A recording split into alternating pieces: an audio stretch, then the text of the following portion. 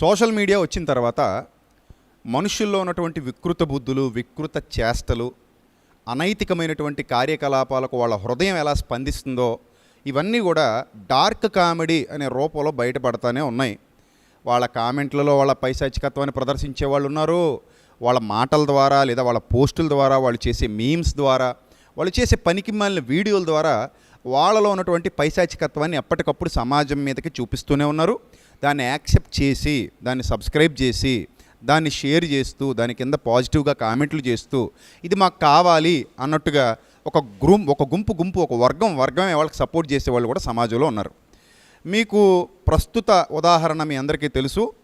పనిమంతుడు ఎవరో funny month అనే YouTube channel, funny Hanumanth అనే పేరు గల ఒక వ్యక్తి, ఒక తండ్రి ఒక చిన్న బిడ్డ తన కూతురుతో బెల్ట్ తీసుకొచ్చి ఇలా పెట్టేసరికి చూసేవాళ్ళందరూ ఏమనుకుంటారంటే కొడతాడేమో, బెల్ట్తో వస్తున్నాడు పాప దగ్గరికి అని అనుకునే లోపు దాని మీద ఉయ్యల్లాగా మార్చి ఆ బిడ్డను ఊపుతూ ఒక వీడియో వస్తే ఈ ఫనీ హనుమంత్ అనేటువంటి వ్యక్తి, అతని టీం వాళ్ళందరూ కూడా యూట్యూబ్లో దాదాపు 175,000 మంది ఎంతమందో సబ్స్క్రైబర్స్ ఉన్నారు, 1,75,000 అనుకుంటా. సో వాళ్ళందరూ కలిసి ఒక డార్క్ కామెడీ అని చెప్పేసి బూతులు, వల్గర్ కంటెంట్, సినిమాల మీద పనికి మాలిన రివ్యూలు, సినిమా హీరోయిన్ల గురించి చెడ్డగా మాటలు, సమాజంలో ఏదైనా వైరల్ అయితే దాని గురించి చెడ్డగా మాటలు, డార్క్ కామెడీ పేరుతో ఈ చెడ్డ ఆ భావజాలాన్ని ఎప్పటికప్పుడు వాళ్ళు కక్కుతూ ఉంటారు, వామిటింగ్ చేసుకుంటూ ఉంటారు. దాని కింద వామిటింగ్ ఎత్తుకోవడానికి చాలామంది ఉంటారు. 175K సబ్స్క్రైబర్స్ ఉన్నారంటే 175K సబ్స్క్రైబర్స్, వాళ్ళలో ఈ వాంతి ఎత్తుకోవడానికి వచ్చిన వాళ్ళు వీళ్ళందరూ కూడా. సో వీళ్ళందరూ కలిసి వాళ్ళ కింద పాజిటివ్గా కామెంట్లు చేస్తూ ఆ పైశాచిక ఆనందాన్ని పొందుతూ ఉంటారు. సరే, వీళ్ళు ఏం చేశారంటే ఆ చిన్న అమ్మాయి మీద నీచమైన కామెంట్లు, చాలా వల్గర్ కామెంట్లు. బ్రో, ఆ ఫాదర్ ఆ డాటర్ కి ఏ రైమ్ చెప్తూ ఉండడానికి బాగా ఇష్టపడతాడు. Open your mouth, open your mouth అట. ఆ పాప విషయంలో తండ్రి ఏం చేస్తాడు, ఇంత దరిద్రంగా వాళ్ళు కామెంట్లు చేశారు, వల్గర్గా మాట్లాడారు. చాలామంది సెలబ్రిటీలు దీని మీద స్పందించారు. ఇది తప్పిది, ఎటుపోతుంది మన సమాజం, ఏమైపోతుంది మన సమాజం, ఇంత నీచంగా బిహేవ్ చేస్తే ఎలాగా, ఇంత వల్గర్గా బిహేవ్ చేస్తే ఎలాగని చాలామంది స్పందించారు. ఆ స్పందించడం వల్ల ఇది గవర్నమెంట్ కూడా సోషల్ మీడియాలో వైరల్ అవుతూ ఉన్న విషయాలు చూసి తెలంగాణ ప్రభుత్వం కూడా దీని మీద చర్యలు తీసుకోవాలని, అక్కడ ఉన్నటువంటి ఉన్నతాధికారులు, పోలీసులు కూడా దీని మీద చర్యలు తీసుకోవాలి, వాళ్ళని శిక్షించాలి, శిక్షిస్తాం అని సమాజానికి చెప్పారు. ఇలాంటివి తగవు అని చెప్పారు. ఏమండి, ఇది తప్పు, ఖచ్చితంగా మనం దీన్ని ఖండించాలి, ఖచ్చితంగా అందరూ కూడా దీని మీద పోరాడాలి. అయితే ఈ విషయం సోషల్ మీడియాలో వైరల్ అయిన తర్వాత చాలామంది మీద ప్రభావం చూపించి ఇప్పుడు అందరూ నీతిమంతుల వేషం ధరించారు. ఇదంతా హిపోక్రసీ కాదా? ఎందుకు హిపోక్రసీ అని నేను అంటున్నానంటే, వాళ్ళు చేసింది చాలా దుర్మార్గపు చర్య. పసిబిడ్డలను కూడా వదలకుండా వాళ్ళ మీమ్స్ కానివ్వండి, వాళ్ళ కామెడీ కానివ్వండి, ఆ పైశాచిక ఆనందంతో డబ్బులు సంపాదించుకునే వికృత చేష్టలు కానివ్వండి, ఇవి సమాజం ఖండించాల్సినటువంటి విషయాలే తప్ప సమాజం వీటిని ఏమాత్రం ప్రోత్సహించడానికి వీల్లేదు. అయితే ఇప్పుడు చాలామంది దొరికితే దొంగలు, దొరకపోతే దొరలు అన్నట్టు చాలామంది వచ్చి కామెంట్లు చేస్తున్నారు, చాలామంది వీడియోలు పెడుతున్నారు, చాలామంది మాట్లాడుతున్నారు. వీళ్ళందరినీ నేను సూటిగా కొన్ని ప్రశ్నలు అడగాలనుకుంటున్నాను. దయచేసి జాగ్రత్తగా వినండి. ఈ వీడియోలో ఎంత వాస్తవం ఉందో మీకు అర్థమవుతుంది. అదేంటంటే, ఈ ఫనీ హనుమంత్ అనే వ్యక్తి ఒక IAS ఆఫీసర్ కుమారుడు. వాళ్ళ అమ్మగారు కూడా చైల్డ్ వెల్ఫేర్ అసోసియేషన్లో పనిచేశారట. అంటే మంచి ఫ్యామిలీ.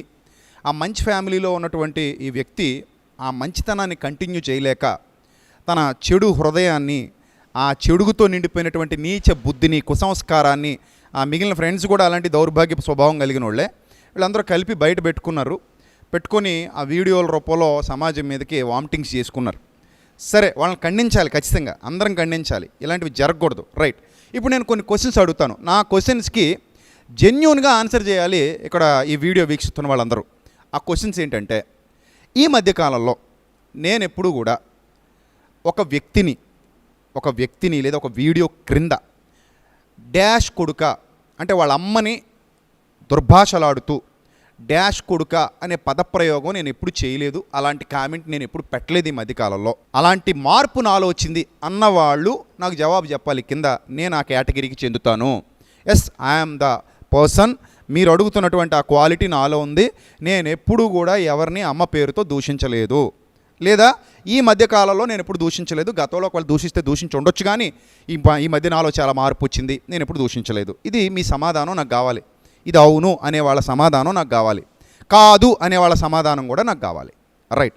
ఇక రెండోది, నేను ఏ వీడియో క్రింద కూడా, ఏ వ్యక్తి యొక్క ప్రొఫైల్ క్రింద కూడా, ఏ వ్యక్తి తన వ్యక్తిగత సమాచారాన్ని లేదా చేరవేసుకున్నా, లేదా తన వీడియో పెట్టుకున్నా, లేదా ఫోటో క్రింద కూడా అతని భార్యను లేదా అతని బిడ్డను, అతని కుటుంబ సభ్యుల్ని ఉద్దేశించి మాట్లాడుతూ స్త్రీల మర్మాంగాల ప్రస్తావన తీసుకొచ్చి, పురుష మర్మాంగాల ప్రస్తావన తీసుకొచ్చి అలాంటి బూతు పదజాలం వాడకుండా నేనున్నాను అనేవాళ్ళు ఎంతమంది ఉన్నారు ఇక్కడ ఈ వీడియో చూసే వాళ్ళలో?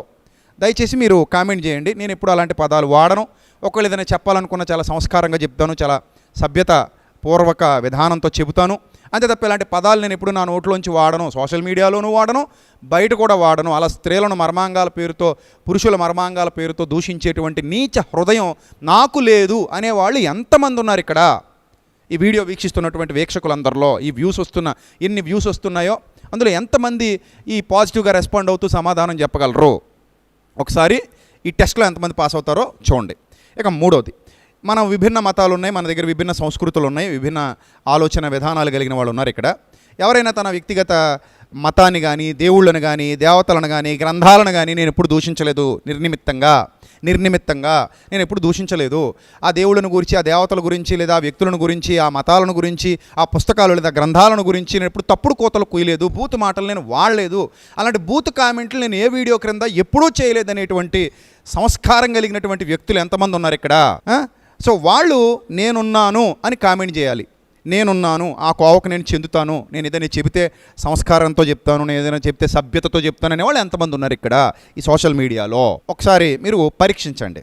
ఎందుకంటే మనం ప్రస్తుతానికి మన హృదయం బాగులేనప్పుడు, మనం కూడా అదే భావజాలం కలిగి బతుకుతున్నప్పుడు, మనం కూడా రహస్యంగా అలాంటి ఆలోచన విధానంతో జీవిస్తున్నప్పుడు, మన నోటి వెంట మంచి మాటలు రాకుండా, మన హృదయంలో మంచి మాటలు లేకుండా, మనం ఇతరుల వీడియోల కింద అమ్మల్ని, ఆలిల్ని, చెల్లెల్ని, బిడ్డల్ని దూషిస్తూ కామెంట్లు పెట్టే కుసంస్కారం, అలా వామిటింగ్ చేసుకునే నీచ సంస్కారం మీలో ఉన్నప్పుడు, మీరు ఈ ఫనీ హనుమంత్ అనే వాడు చేసిన పనిని ఖండించడానికి అర్హత కలిగిన వాళ్ళు కాదు. అలా ఖండించిన వాళ్ళ వీడియోలు షేర్ చేస్తూ మేము కూడా ఏదో సమాజోద్ధారకులం, మేము మహానుభావులం, మేము కూడా పురుష పొంగవలం, పైనుంచి దిగొచ్చిన వాళ్ళం అన్నట్టు పనికిమ్మాలిన బిల్డప్లు కొట్టేవాళ్ళు వాళ్ళని ఖండించే అర్హత కలిగిన వాళ్ళు కాదని నేను అంటాను. మీరు ఏమంటారు చెప్పండి? వాళ్ళని ఖండించాలంటే మీకు అధికారం ఉందా?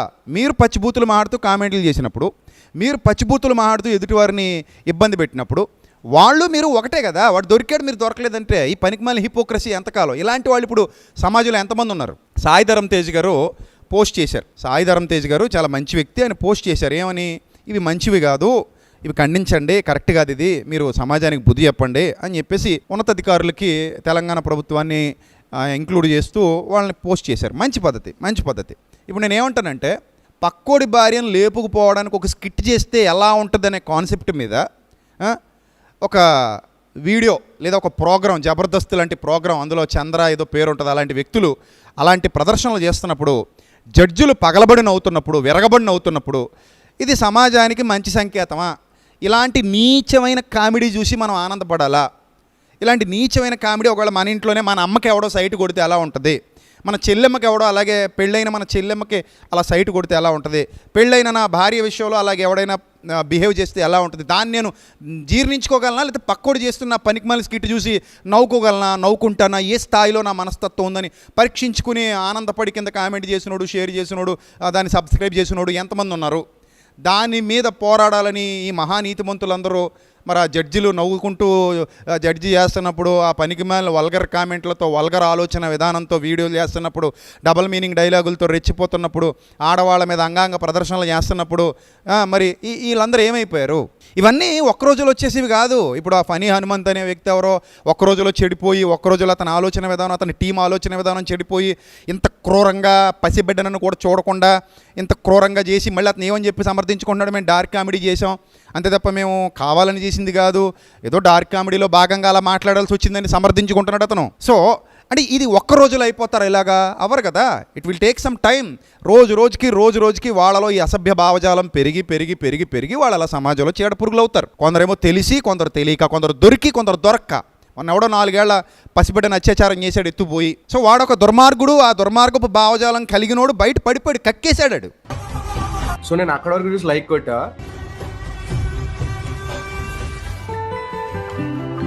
నెక్స్ట్ చూడగానే లైక్ తీసేసా.